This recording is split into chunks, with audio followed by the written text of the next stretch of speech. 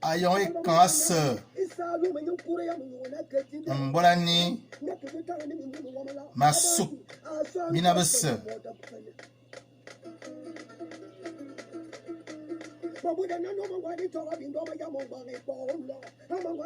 Nous sommes aujourd'hui le lundi 2 août 2021 et nous attaquons notre troisième direct culturel ECAN.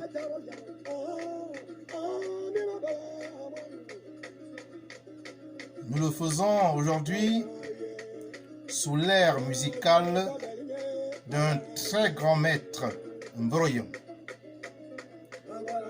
Certains ont déjà reconnu la voix et le style. Il s'agit d'Akobia, qui fut un conteur du Gabon, de la province du Wollentem.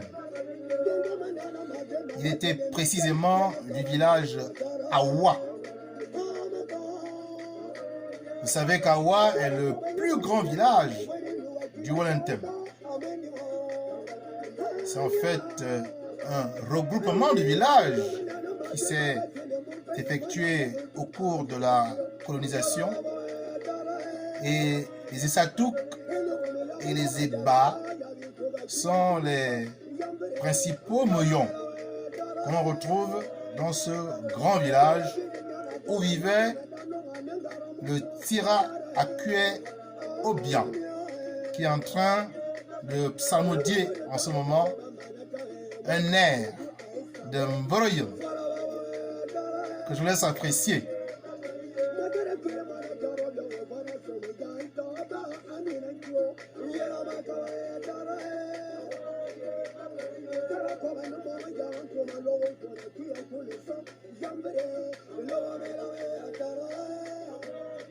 Le titre qui passe, un Mbroyo qui est en train de passer, s'intitule Sangan au Bamondon. C'est un récit qui n'est pas très célèbre, il n'est pas très connu. Ce n'est pas le lieu aujourd'hui, ce n'est pas l'objet, mais c'est avec plaisir que je reviendrai sur ce récit qui est pourtant important et intéressant pour tous ceux qui aiment Mbroyo.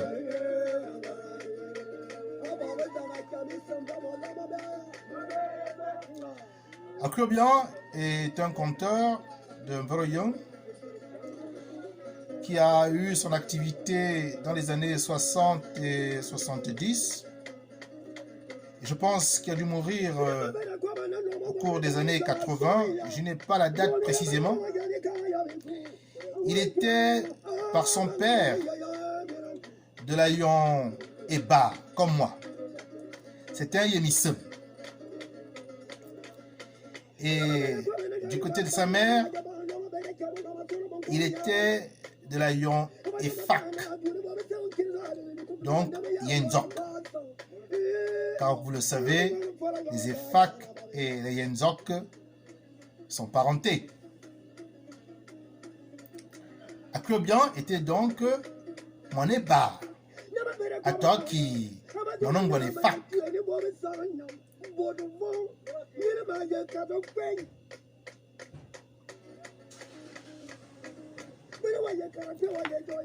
Alors, aujourd'hui, sous l'ère de Akobia, je vais me présenter à vous. C'est une tradition orale que nous avions jadis. celle de nous présenter selon la civilisation de l'être. Qui suis-je? Qui sont mes parents? Qui sont mes ancêtres? Quel est mon terroir? Et quand je mourrai, où irai-je donc? Voilà comment nous nous présentions. Et de la sorte, nous arrivions à situer les parentés tout de suite dans l'assistance. Quand je me présenterai à vous, tout de suite, ceux qui me suivent se retrouveront comme mes frères, comme mes pères, mes grands-pères, comme mes oncles. Rien qu'en déclinant mes différents ancêtres et en situant les peuples auxquels j'appartiens par mon père et par ma mère, beaucoup seront déjà édifiés sur ma personne.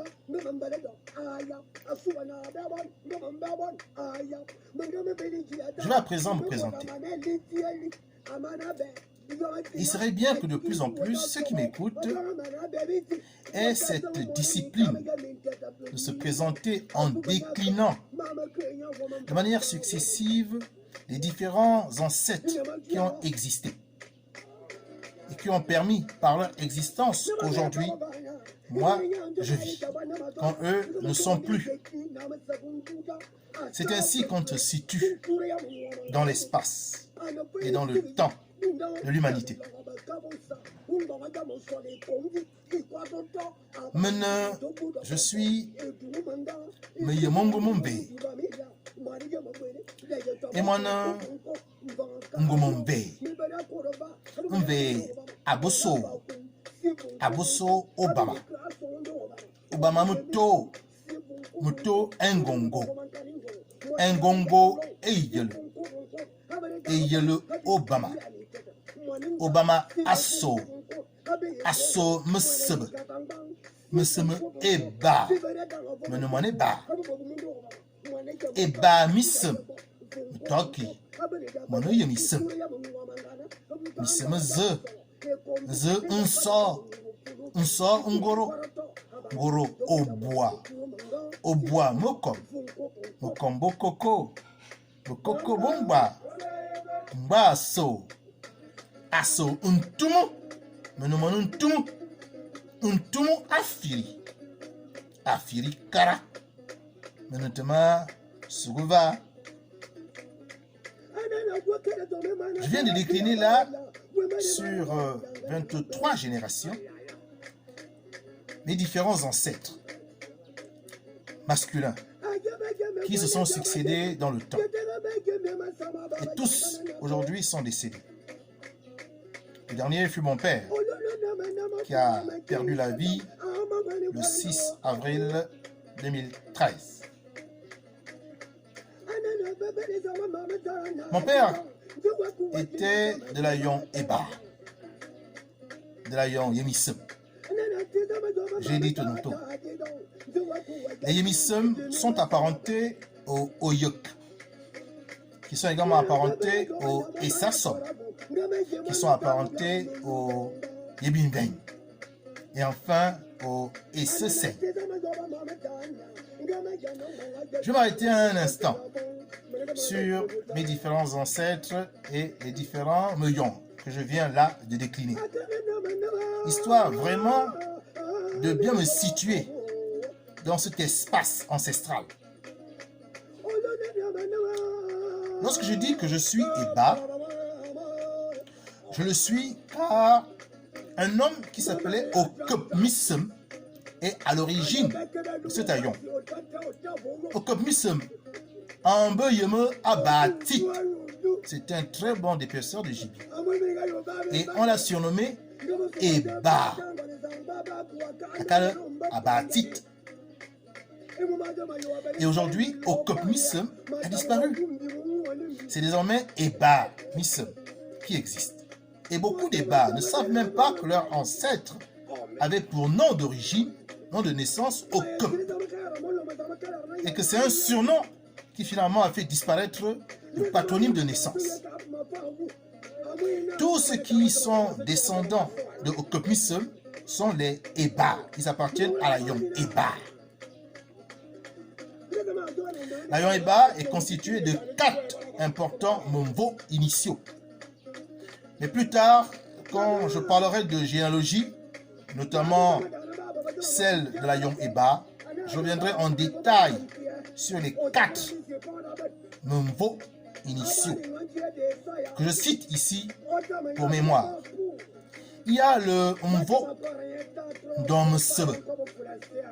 Il y a également le Mvok Etobayem ou encore Etoaso.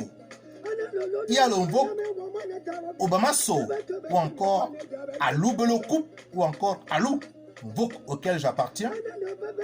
Et il y a le Mvok Akuaso ou encore Akueta, Mvok dont appartient celui qui est en train de compter Mvroyong actuellement, Akue Obiang.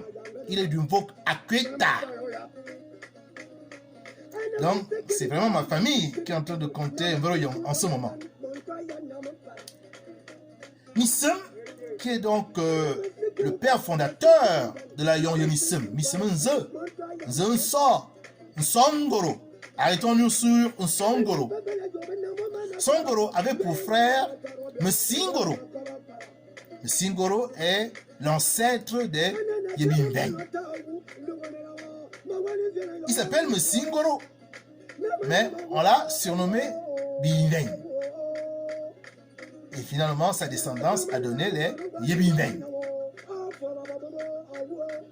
Msingoro et Nsongoro avaient un frère qui s'appelait Zangoro. Zangoro a donné les Essesen. Zangoro, Nsongoro, Msingoro avait également un frère qui s'appelait Samungoro. Samungoro a donné les Essaso. Nsongoro, Msingoro, Samgoro, Oyekngoro. Oyekngoro, lui, il a donné les Oyek. Donc, voyez-vous, lorsque l'on parle des Elarayon, c'est sur la base de ces parentés-là. Oyekngoro a donné les Oyek. Son frère Msingoro a donné les Ibimben. Son frère Zangoro a donné les Essesen. Son frère Samungoro a donné les Essasom. Songoro n'a pas donné de nom à son aïon. Il a dû faire d'abord des enfants et c'est à partir de Misem Ze qu'on a Yemisem. Et Okup Misem qui donne Eba. Voilà pourquoi on dit que les Eba, les Yemisem, les Essasom, Essesen, Yebimben, Oyek, le Vuman.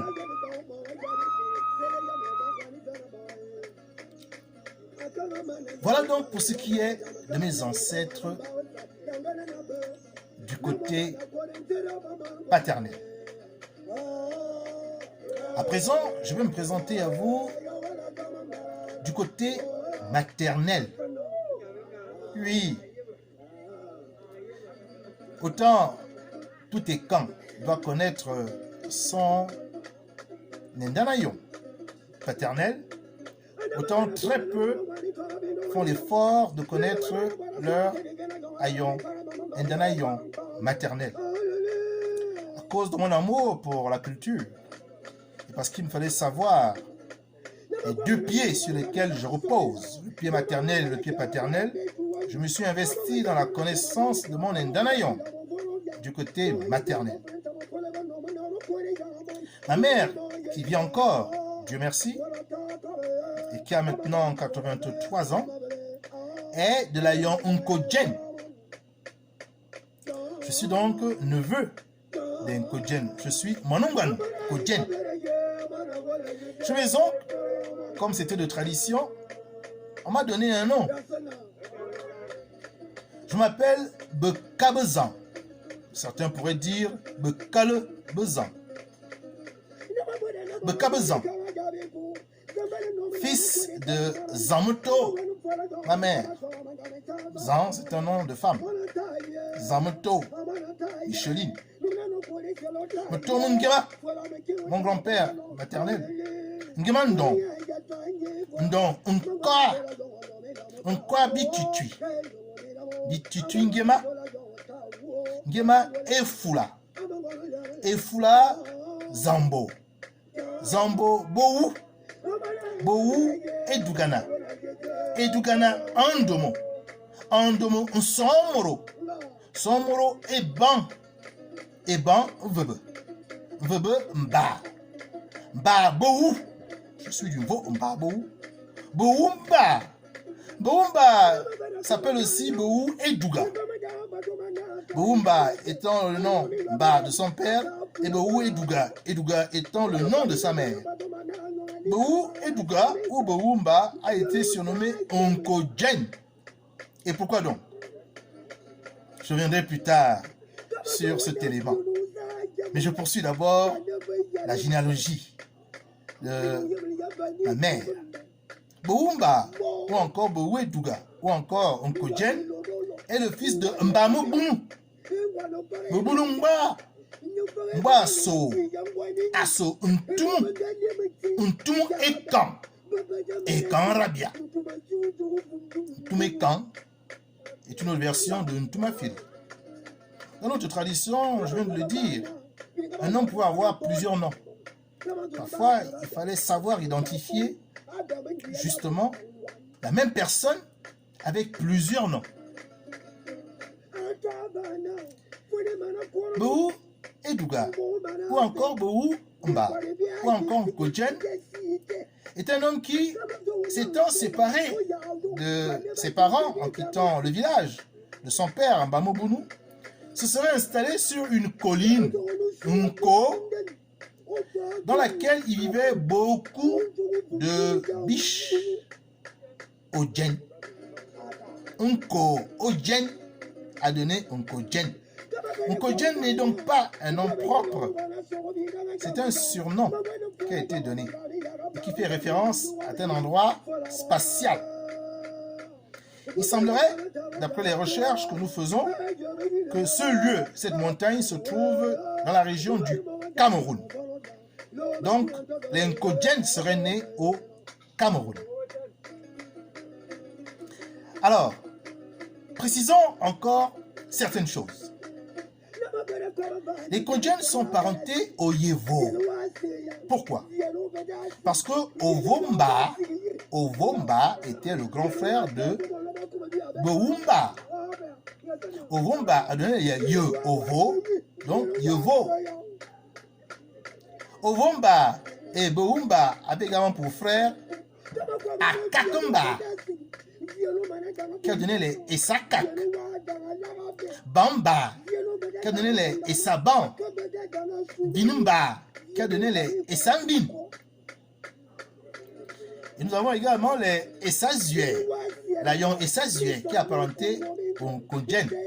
Mais on le retrouve un peu plus bas, au niveau des Mvo initiaux. En fait, les Essazue sont un Mvo d'un Nkojen qui s'est transformé en Ayon. Cela existe. Quels sont donc les Mvo initiaux d'un Nkojen? Boumba est le nom de Nkojen et Bamouboum est le père de Boumba. Quand Boumba fait son fils aîné, il appelle Babou. Et moi, ma mère descend de Babou. Il y a donc ce Mvo chez les Nkojen qu'on appelle Mvo Mbabou. Il y a également Amvambou qui est un deuxième Mvo. Un troisième Mvo qu'on appelle Osolobou. Un quatrième Mvo qu'on appelle Unsabou. Et enfin, un cinquième qu'on appelle Zuebou. Et c'est Zuebou, un Mvo, qui finalement est devenu un ayon à part entière, c'est-à-dire Essa Zue. Voilà donc pour ce qui est de ma lignée généalogique maternelle, les différents Mumbo initiaux et les différents Muyong apparentés à la Yonkogen. Je suis par mon père du département du Tem, dans la province du Wollen-Tem. Et mon village natal est Missel et Bar. Je suis donc un fils de Vitam, d'une Tem. Par ma mère, qui est une femme Nkogen d'Azabikat, dans le canton Nien, département du Wole, de la province du Wollen-Tem. Je suis donc par ma mère un neveu d'Oyem. Je suis bien un fils du Gabon, un fils du Wollen-Tem. Voilà. Vous avez maintenant une idée de ma personne avec quelques détails. J'invite tous mes frères et camps qui sont en train de m'écouter. Je les invite à faire cette recherche identitaire et ancestrale pour savoir quels sont les éléments humains qui ont participé à leur existence sur la terre, afin de savoir leur rendre un culte et leur rendre un hommage chaque jour. Car si nous sommes vivants aujourd'hui, c'est bien parce que nos ancêtres ont vécu et nous ont donné la vie. Et que même morts, ils continuent à nous assister. Maintenant que je me suis présenté à vous, je vais vous livrer l'objet de ce dialecte culturel écan.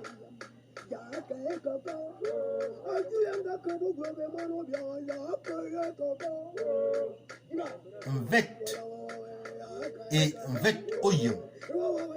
Où est la différence? Voici le thème de ce dialecte culturel écan. Et j'ai souhaité commencer cette première partie avec un sous-thème qui est la déconstruction de certaines contre-vérités de la mythologie du professeur Grégoire Biogo. Il est important, au moment où je veux aborder ce thème, qui est aujourd'hui suivi avec beaucoup d'attention et d'acuité par ceux qui s'intéressent à leur culture, il est important que je prenne quelques précautions oratoires pour bien me faire comprendre. Je veux dire, pour éviter toute polémique, que je respecte le grand frère Grégoire Biogo, qui est également un universitaire de talent, un illustre intellectuel, philosophe, égyptologue, et on peut le dire aussi, d'une certaine manière, historien, à travers les travaux qu'il réalise. Et les différentes œuvres qu'il a eu à produire sont remarquables. J'en ai lu quelques-unes, pas toutes, quelques-unes. Et notamment sur celles relatives au Mvet et à la parenté égyptienne que le roi Biogo a su présenter avec les Écans. Donc, d'emblée, je dis que dans ce dialecte culturel écan, je respecte la personne Grégoire Biogo. Je respecte les travaux qu'il a réalisés. Pour autant, je ne peux pas exonérer la critique à l'endroit d'un travail qui est produit par un frère, fût-il respectable. Toute critique est nécessaire et nous permet d'avancer pour toujours manifester la vérité.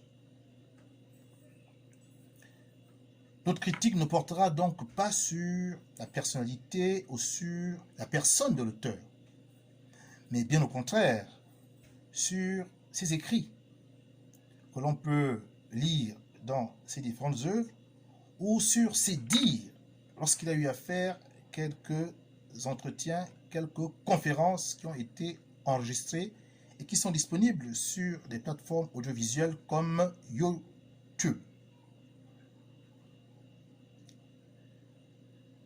Donc, pour avancer dans cette précaution oratoire, donc dans ce préambule, l'objet de cette critique qui vise à déconstruire certaines contre-vérités de la mythologie, de la mythologie, du professeur Grégoire Biyogo, l'objet est de participer à la manifestation de la vérité sur des sujets qui sont, vous le conviendrez, extrêmement complexes et peuvent paraître parfois ésotériques pour les non-initiés.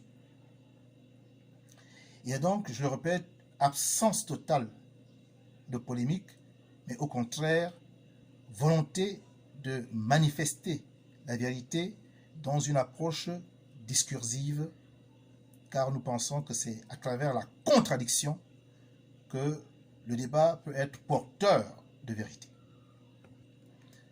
Je voudrais vraiment que cela soit compris et que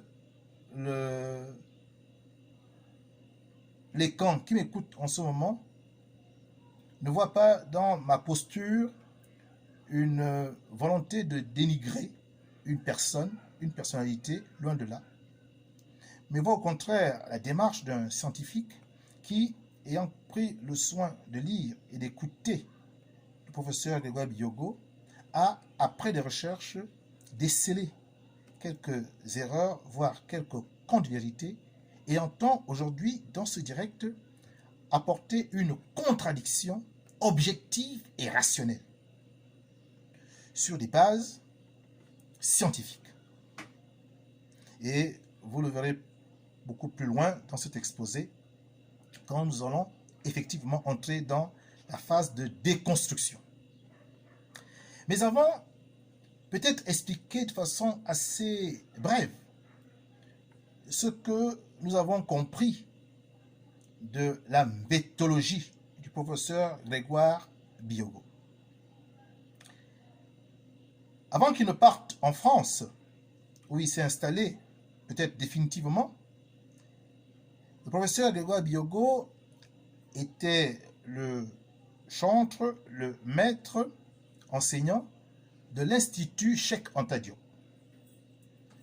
Et il avait naturellement des élèves qui ont été ses disciples. Et donc la critique sur la mythologie s'adresse aussi bien à Grégoire Biyogo qu'à tous ceux qui sont tenants des thèses qui ont été développées à l'Institut Cheikh Anta Diop dans le cadre des études sur la mythologie. De ce que j'ai compris, la mythologie est le logos du mythe, c'est-à-dire les études que l'on mène à travers tous les différents récits de Voroyon qui ont pu être soit enregistrés de manière sonore ou audiovisuelle, ou encore qui ont pu être écrits. Et là, je pense aux auteurs camerounais, et pour ceux qui sont du Gabon, je pense à Tirandon Doutoumou, qui, comme le dit ici bien Grégoire Biyogo, qui est son élève, Tirandon Doutoumou est le père de... Il dit le père de la graphie, la raison graphique, dit-il, de Vect. C'est ainsi le beau mot que Tirandon a trouvé pour honorer son maître. Il a même d'ailleurs écrit une œuvre dans ce sens.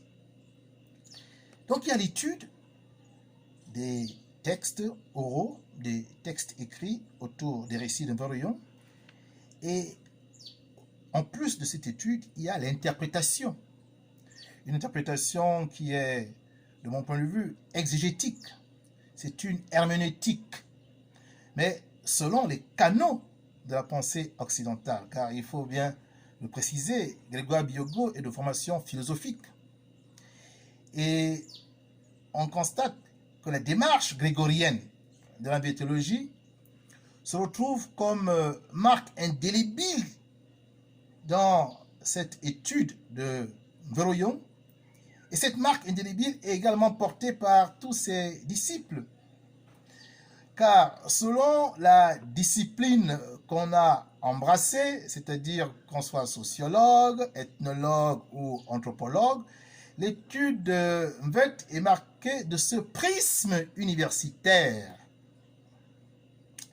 Et la limite que nous pouvons observer de cette démarche est une sorte de eurocentrisation de la pensée.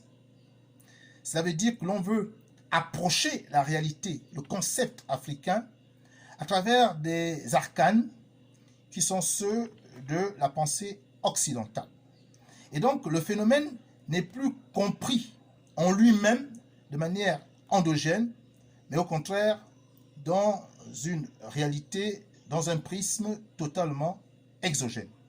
C'est cela la limite que nous constatons dans la démarche grégorienne qui est reprise par la plupart de ses disciples. Et malheureusement, cette eurocentrisation de la pensée, pour saisir un Verroyon, que nous constatons dans la mythologie du professeur Grégoire Biogo, a été à l'origine de certaines contre-vérités qui aujourd'hui sont établies comme étant des vérités. Et justement, le but de ce direct culturel écan, c'est d'apporter, de notre point de vue, le rétablissement de la vérité, en apportant la contre-argumentation sur une base, je le répète, scientifique, et donc objective. Nous allons nous en prendre non pas à la personnalité de Grégoire Biogo, mais à ses idées. Nous allons essayer de voir si les idées qu'il a formulées tiennent lorsque ces dernières sont passées au crible d'une analyse objective froide.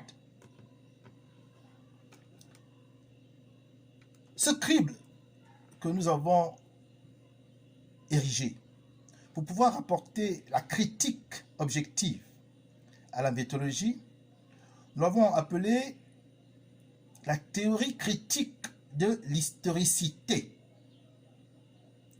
C'est en fait une théorie qui s'appuie sur la rupture épistémologique, telle que nous l'a enseigné Gaston Bachelard. Gaston Bachelard est un philosophe français du XXe siècle. Il est né, je pense, en juin 1884, selon les notes que j'ai devant moi, et il est mort en octobre 1962. C'est donc un philosophe du XXe siècle. Il était philosophe des sciences et de la poésie. Que disait-il? Je vais me permettre de lire la phrase de Gaston Bachelard qui justifie la démarche que nous avons aujourd'hui. Le philosophe français Gaston Bachelard disait, je cite, « Le progrès scientifique manifeste toujours une rupture, de perpétuelle rupture, entre connaissances communes et connaissances scientifiques. Dès qu'on aborde une science évoluée, une science qui, du fait même de ces ruptures, porte la marque de la modernité. » Fin de citation. Qu'est-ce à dire? Les vérités scientifiques ne sont jamais totalement établies. À un instant T de l'évolution de la pensée et d'évolution de la science, certaines vérités peuvent être considérées comme étant vraies, comme étant établies, jusqu'à ce que une approche différente donne des données, des informations qui viennent en contradiction avec la vérité que l'on pensait pourtant établie. Donc, c'est de rupture en rupture que nous accédons à la vérité. Et c'est la critique qui est à l'origine de cette rupture, et c'est une critique positive, car elle concourt à la manifestation de la vérité. Et la posture que je tiens aujourd'hui est une posture épistémologique, car je veux, à travers ce dialogue culturel et camp, montrer les contre-vérités de la mythologie, de sorte que nous puissions avancer vers un canon de vérité sur un vote et sur un votoyon. Canon qui sera accepté par tous, qui relèvera non pas de la subjectivité littéraire, de l'herméneutique ou de l'exégèse, c'est-à-dire de l'interprétation, mais de l'objectivité scientifique.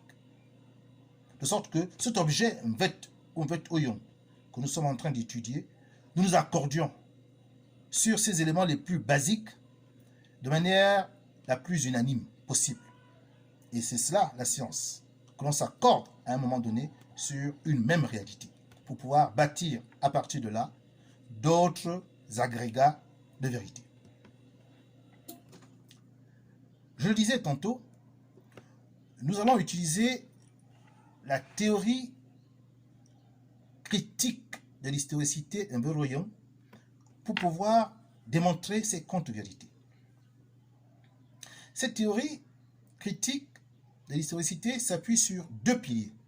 Le premier est la linguistique, notamment l'étymologie des mots, le sens premier des mots qui ont été affectés aux anciens quand ils ont décidé justement de nommer une chose, de nommer un concept. La sémantique lexicale en fait, car chaque lexique, chaque mot a un sens. Et le sens premier est dans l'étymologie. Il faut donc connaître l'étymologie d'un mot pour savoir quel est le sens premier qu'on a affecté à ce mot lors de sa création. Voici donc le premier pilier de notre théorie de l'historicité, théorie critique. Le second pilier est l'interrogation objective que nous faisons de façon rationnelle de l'histoire du peuple écan à travers des faits culturels que nous constatons, à travers des traditions, des rites et des coutumes que nous avons trouvés. Car ces différents éléments de l'éthos culturel écan ne sont pas tombés du ciel par hasard. Ils sont, ces différents éléments, la construction des réalités qui se sont empilées, qui se sont sédimentées pendant des siècles, peut-être des millénaires. Et cela s'est fait de façon historiciste, de façon matérialiste, de façon réaliste. Donc nous pouvons à un moment donné saisir la réalité historique qui est cachée dans une coutume, cachée parfois dans un mythe. Et c'est le sens de notre théorie critique de l'historicité de Mboroyo. Et c'est avec ces deux piliers que nous allons apporter la contre-argumentation pour dévoiler les contre-vérités que nous avons pu distinguer dans la mythologie du professeur Grégoire Biogo et ses différents disciples. Commençons par le premier point, le point définitionnel qui nous intéresse, la définition.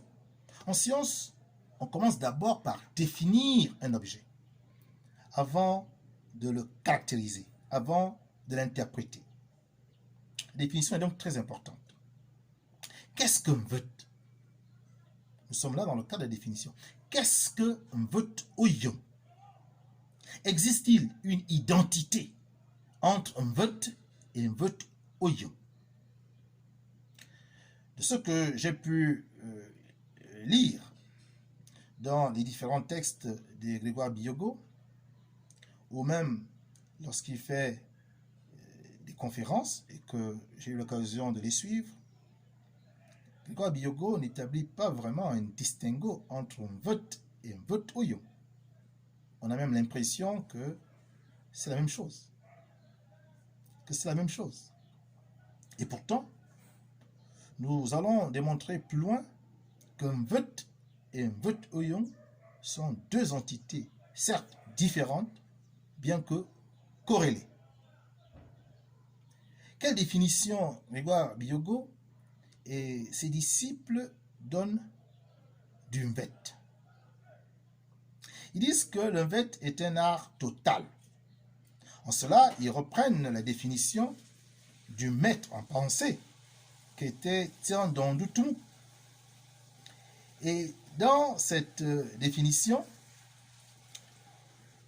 où l'on considère un Mvet comme un art, ils ajoutent qu'il est tridimensionnel, trinitaire, qu'un Mvet est à la fois l'homme, Mvet est également l'instrument, Mvet est enfin le récit.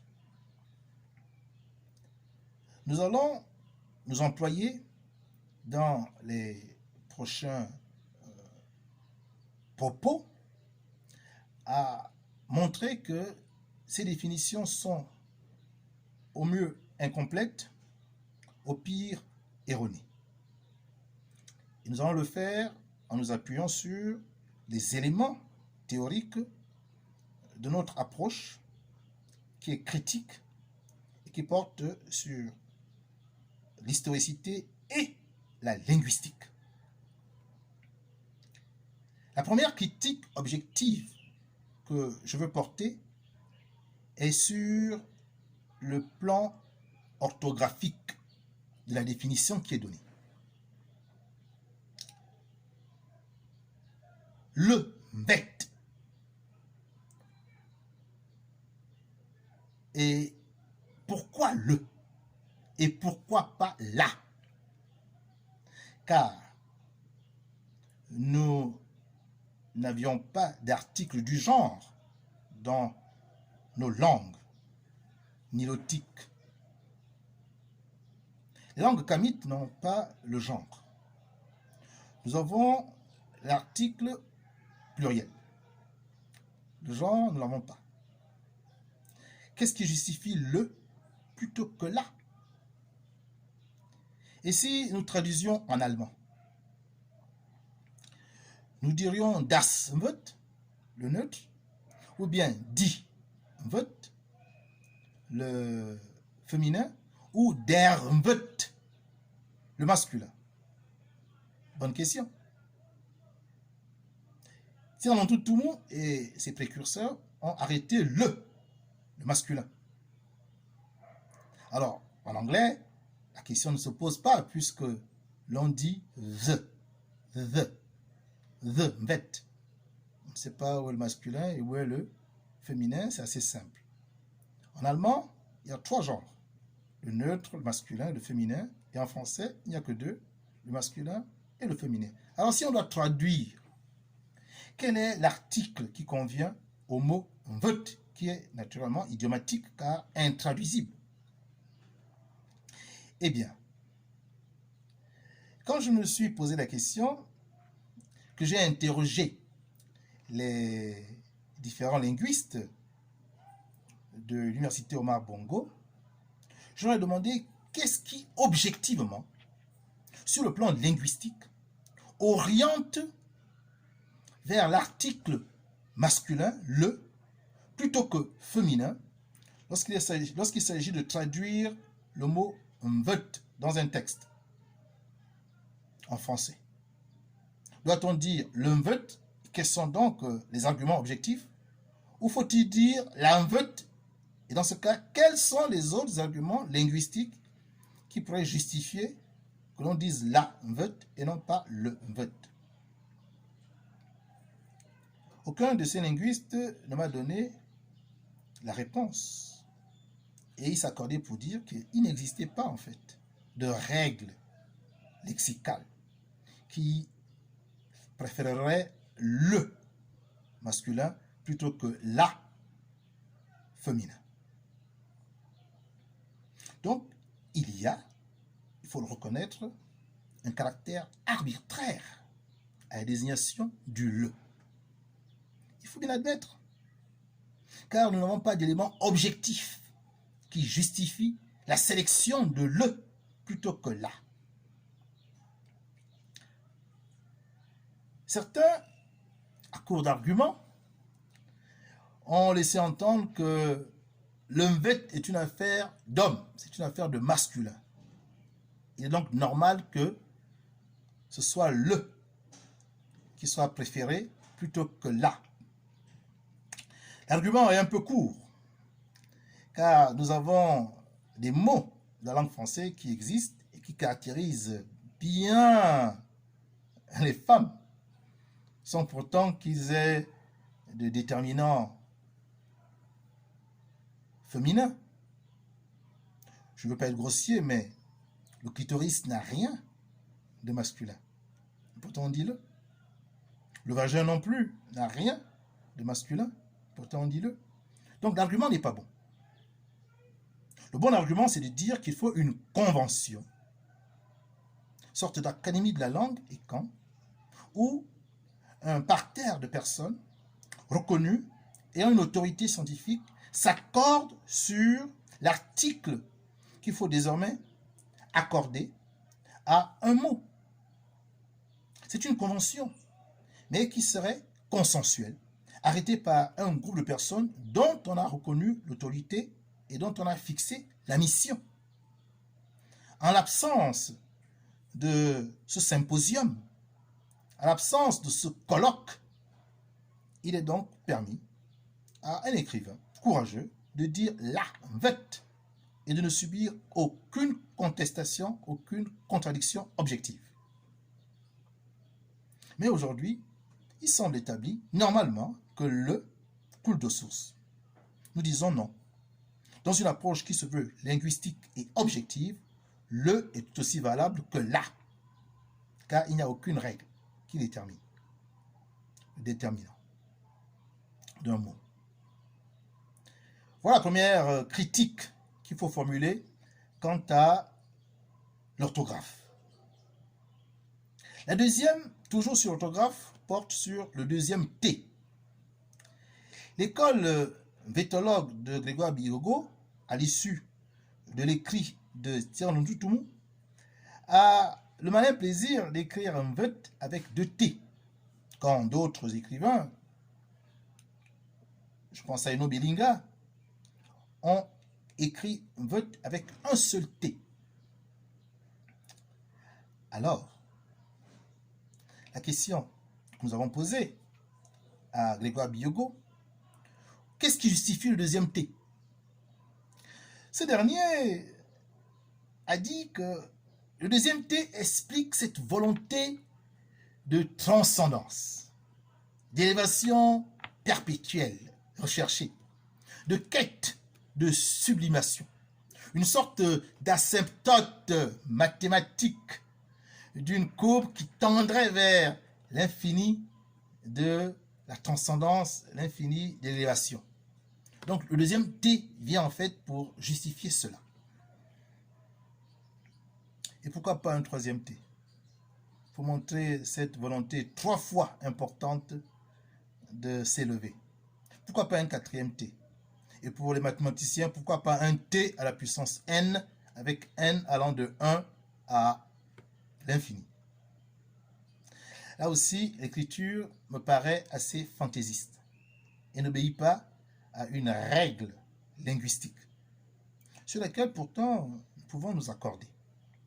Car, comme vous le savez, un vet ne s'écrit pas de la même manière, selon qu'on a été colonisé par les Allemands ou bien par les Espagnols.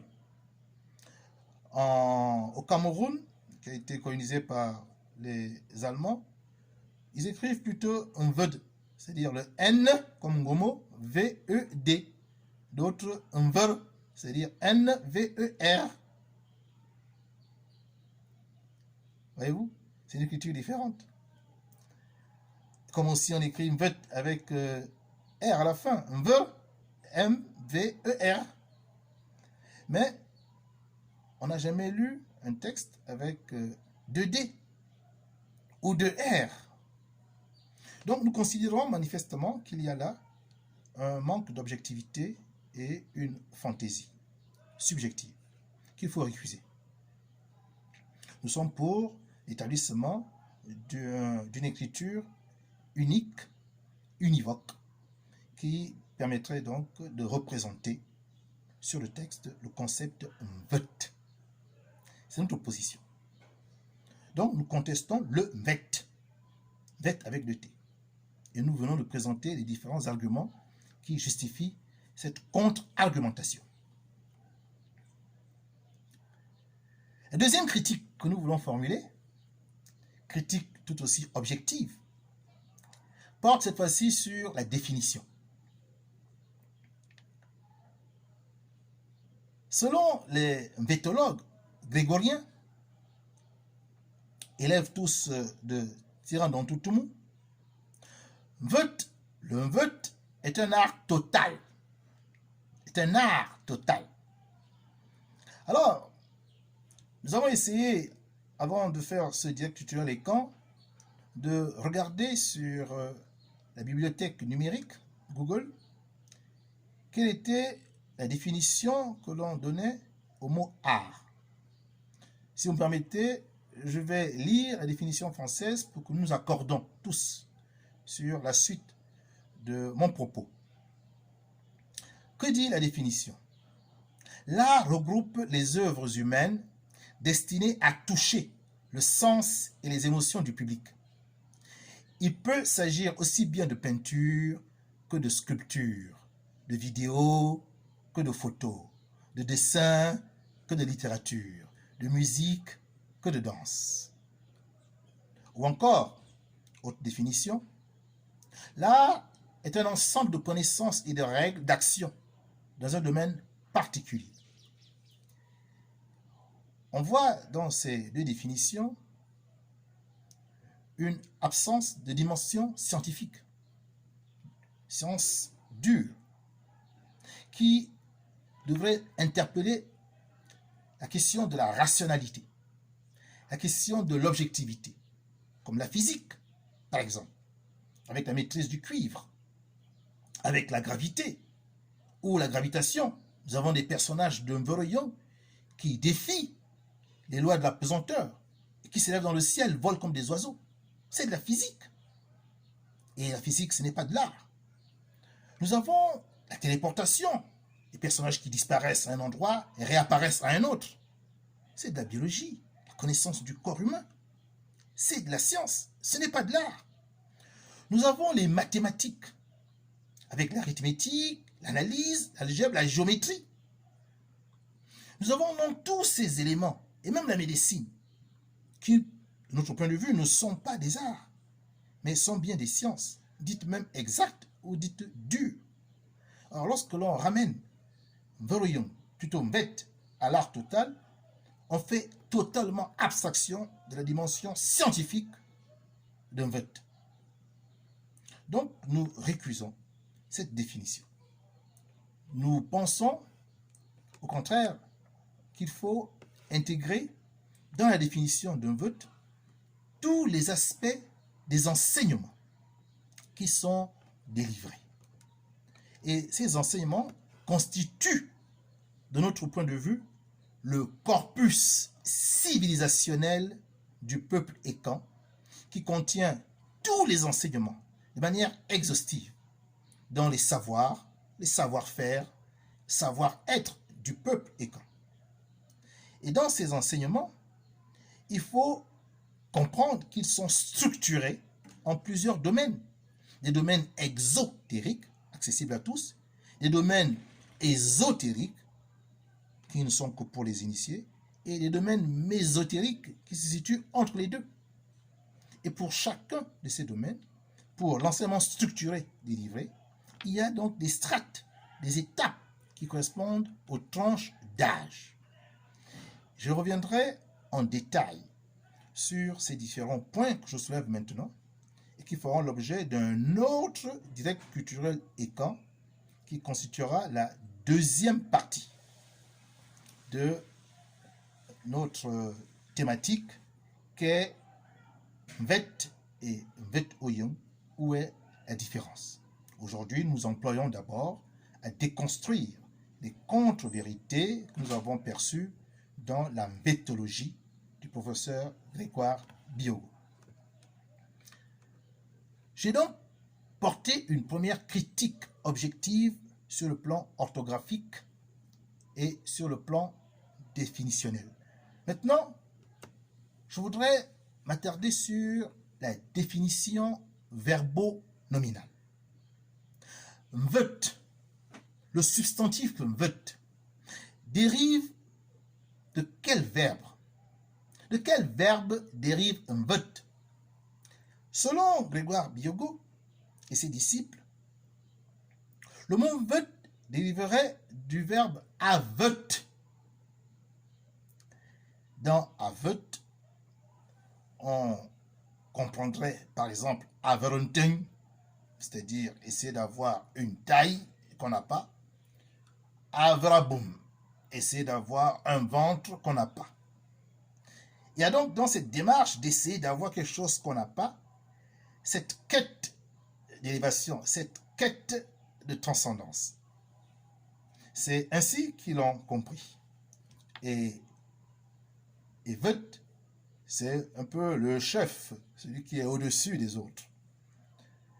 Mais est-ce que on peut un seul instant penser que dans Averunten ou Averabou, il n'y a pas une notion de supercherie, de subterfuge, de ruse et finalement de mensonge?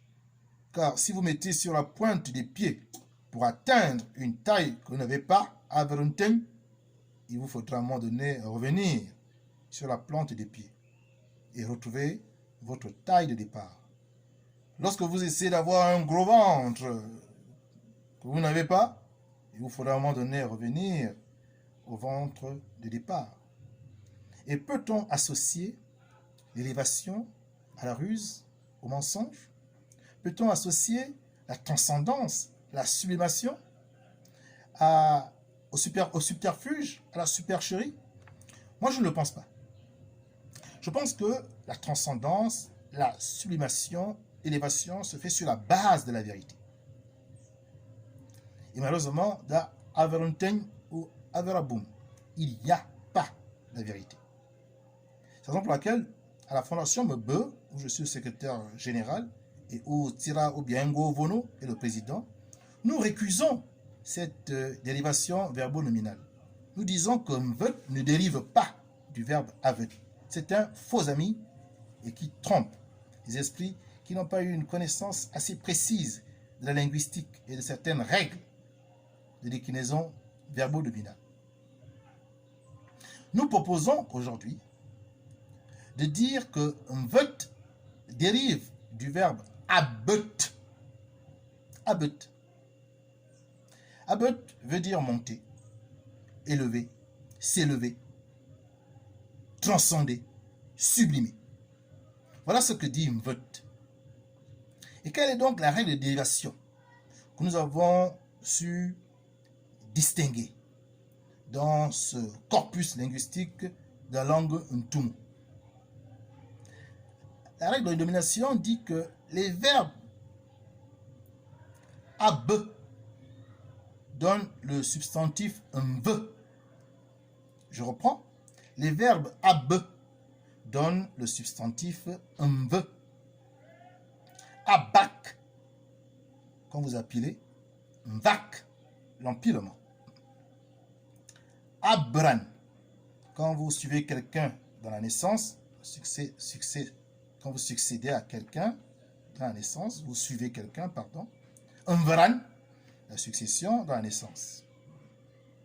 Abok, quand vous plantez, quand vous implantez, au sens physique d'abord, c'est l'implantation, et puis au sens figuré, c'est toute la famille, tout le clan. Abok, qui donne mvok, et abeut, qui donne mveut. Donc, cette simple règle de dérivation verbo-nominale montre que le mot mveut ou les mots mve viennent du verbe abe. Cela nous dit simplement, à travers ces deux arguments, un, celui de la définition de abeut, donc monter, et deux, celui de la dérivation, abeut et mveut, que nous sommes beaucoup plus proches de la vérité linguistique lorsque nous affirmons que mvet dérive du verbe abet. Maintenant, on peut se poser une question. Pour ceux qui sont les tenants d'une dérivation verbo-nominale de mvet qui viendrait du verbe avet, quelle est, c'est la question qu'on peut poser, quelle est la règle qui existe, la règle linguistique, et qui permettrait de nous dire que les mots, les verbes en ave donnent les mots en ve, comme nous l'avons fait pour abe, qui donne les mots en ve. Nous posons la question aux disciples de la mvétologie. Nous posons la question de nous sortir une liste de verbes, une liste de mots qui, à partir du verbe ave, donnerait le mot mve. Nous avons fait preuve d'un petit échantillon qui montre déjà que à partir du verbe abe, on pouvait avoir le mot mve. Donc, je viens déjà de procéder à deux critiques. Une d'ordre orthographique et l'autre d'ordre définitionnel. Maintenant, je m'en tiens à la troisième critique et je finirai là.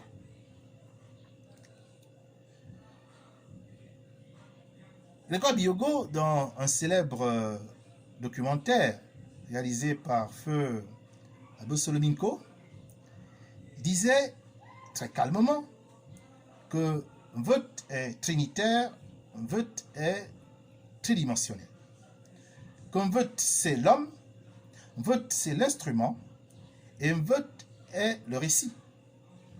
On voit là l'influence occidentale, biblique, avec la Trinité, si je puis me permettre. Ou alors on pourrait parler d'une influence gréco-latine, avec Hermès Trismégis. Et tout ça nous ramène quand même, à un moment donné, à l'Égypte, avec Thoth. Mais restons sur cette approche tridimensionnelle ou trinitaire du mvet. Nous ne pensons pas que cette définition est juste. Elle relève peut-être de l'interprétation exégétique, elle relève peut-être de l'herméneutique littéraire, mais en aucune façon nous ne pouvons donner un caractère d'objectivité et de rationalité scientifique à cette définition. Nous la contestons. Et je m'en vais vous dire pourquoi. Lorsque nous nous en tenons à l'enseignement linguistique des mots, du point de vue étymologique, nous disons que l'instrument est oyum. Pourquoi? Parce que pour confectionner l'instrument, le cordophone, vous devez couper une tige de palmier raffia. Vous devez l'émonder. Et quand vous voulez la nettoyer, vous allez à la rivière et vous posez la tige sectionnée sur l'eau. Que fait-elle? Elle flotte. Ayum. Ayum. Donc, si la tige flotte, elle est légère, eh bien, cette flottaison a donné le nom oyum. Ayum, oyum. Tout simplement. Donc, la propriété de légèreté de la tige a donné naissance au nom. Ayum a donné oyum. Et quand vous regardez maintenant la dérivation verbo-nominale, vous découvrez la règle suivante. Les mots en ne dérivent des verbes en aïe. Quelques exemples. Ayam, préparer. La cuisine donne un âme. Ayom. Ayom. Vieillir donne un homme, vieillard. Ayam donne un an. Ayem, connaître, donne un homme. Et Ayong, donc un homme.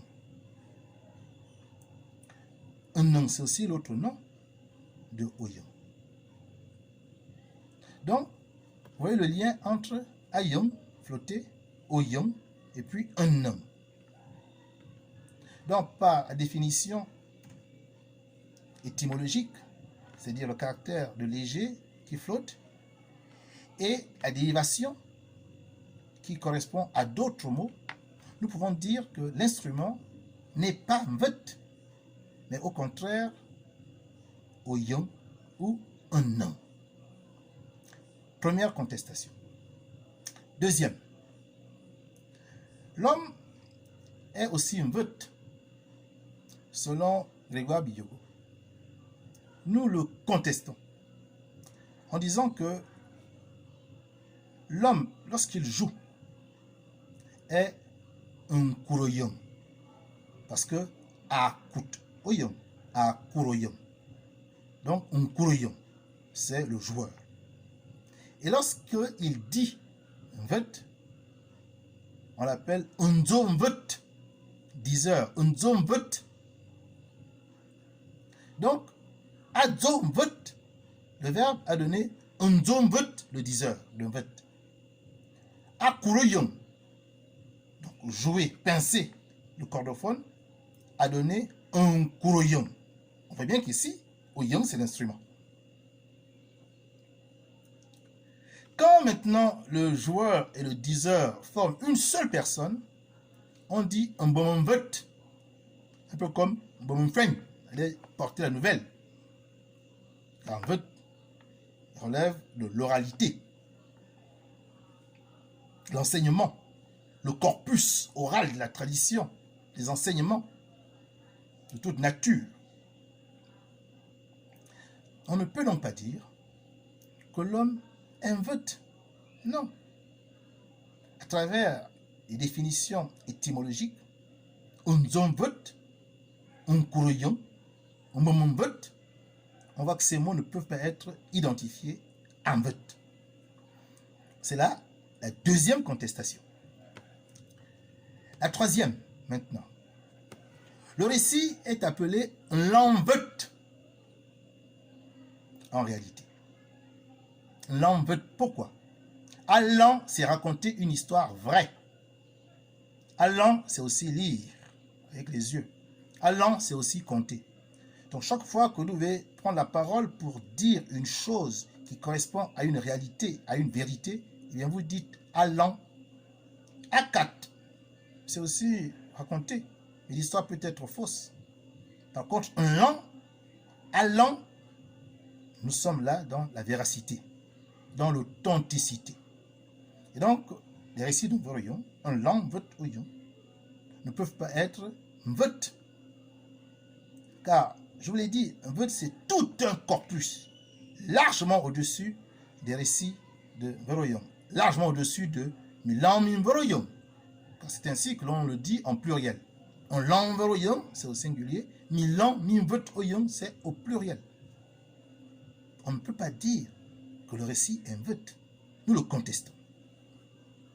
Voici donc les trois contestations que nous opposons à la définition que Siran Dondutumu et le roi Biyogo ont donnée au mvet, lorsqu'ils ont laissé entendre qu'un mvet était tridimensionnel, car mvet était l'homme, mvet était l'instrument et mvet était le récit. Nous le contestons, objectivement. Maintenant, nous voulons relever la chose suivante. Lorsque les méthodologues laissent entendre qu'un mvet est tridimensionnel, est-ce bien? Est-ce bien vrai? Mvet est peut-être pentadimensionnel ou quinquadimensionnel. Car il est question, lors d'une séance de Voroyon, lors d'une séance de mvet, il est question de l'homme, c'est vrai. Question également de l'instrument, tout aussi vrai. Question du récit, oui. Mais il est aussi question de l'occasion. On ne comptait pas un mvet à toutes les occasions. Lors d'un mariage, on ne compte pas mvet. Lors d'une circoncision, on ne compte pas vote. Lorsqu'on va au Melan, on ne compte pas vote. Il y a des occasions particulières où on compte vote. Donc là, c'est une quatrième dimension qu'il faut ajouter. Le compteur ne se lève pas, va dans la forêt et puis il va jouer. Non! Il y a donc une occasion qui justifie qu'il y ait une séance de vote. Et c'est donc une quatrième dimension qu'il faut ajouter aux trois autres. Et enfin, la cinquième dimension, c'est le lieu. On ne comptait pas un vote n'importe où. On ne comptait pas un vote dans la forêt. On ne comptait pas un vote sur le bord du chemin. On ne comptait pas un vote dans la cour, comme ça. Généralement, c'était au corps de garde, aux abords du corps de garde, où les hommes étaient assis et pouvaient écouter. Donc, c'est là une cinquième dimension. Nous avons donc le prestataire qui est là, un élément. C'est l'homme. Nous avons l'instrument qu'il utilise. Nous avons le récit qu'il va donc dire. Nous avons l'occasion, la justification, le justificatif. Et nous avons le lieu. 5 dimensions. Nous sortons là de la dimension trinitaire ou de la dimension qui voudrait qu'on ramène un vote à 3 éléments. En conclusion, et nous allons terminer là. Nous avons voulu, à travers ce direct culturel et camp, qui a déjà duré plus d'1 heure, voulu relever certaines contre-vérités qui aujourd'hui sont établies comme des vérités. Mais à l'analyse linguistique, sémantique, étymologique, en procédant par notre théorie critique de l'historicité Verroyo, nous avons pu constater qu'il y avait des erreurs de définition et des erreurs d'appréciation. Nous avons essayé de vous apporter, sur la base objective, s'appuyant sur la linguistique, la sémantique, l'étymologie, nous avons voulu vous apporter des éléments qui sont, de notre point de vue, beaucoup plus pertinents. Et si ceux qui vont nous suivre ont des critiques, des observations à formuler, ils peuvent le faire en portant des commentaires en dessous de la vidéo de ce direct culturel ECAN. Nous souhaitons qu'ils le fassent avec un esprit d'honnêteté intellectuelle, de probité et d'objectivité, car il est question pour nous de manifester la vérité. Nous prétendons contester les informations qui ont été divulguées dans le cadre de la mythologie du professeur Biogo, mais nous acceptons volontiers qu'on nous apporte également la contestation sur des bases qui soient objectives et scientifiques. Car c'est ainsi que nous allons pouvoir évoluer et laisser au final un canon vote oyon, imbiber un but de vérité pour les prochaines générations. C'est notre mission, c'est ainsi que nous comprenons ce combat. Et ce combat ne peut se départir de l'approche critique, de l'approche épistémologique qui recherche avant tout la manifestation de la vérité. Voilà. Je vais remettre notre parent à bien et je vous souhaite donc de bien finir votre direct culturel et camp. Il est 1h14, le temps passé. À 1h15, je vais donc arrêter ce direct et vous remercier à tous, à Yon Ekans et à tous les frères Kamit qui s'intéressent à la culture et camp d'avoir participé à cet échange.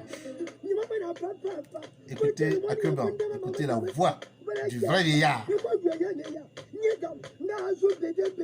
Nous sommes toujours sur le récit en Sangan Obamundon.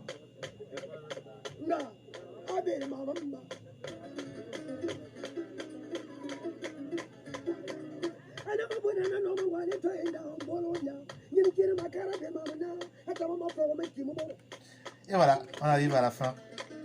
Ciao, ciao à tous.